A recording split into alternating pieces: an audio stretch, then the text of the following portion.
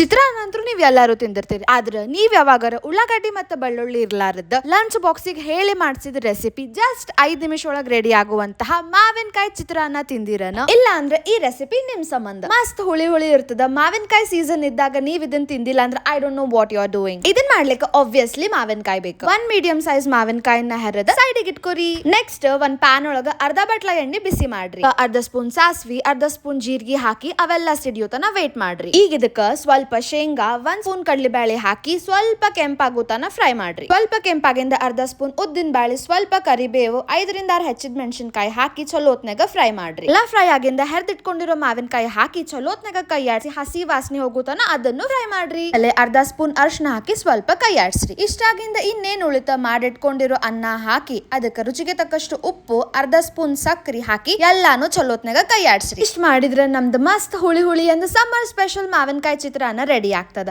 ಭಾಳ ರುಚಿಯಾದ, ಈಸಿನೂ ಅದ. ನೀವು ಟ್ರೈ ಮಾಡ್ತಿರಲ್ಲ?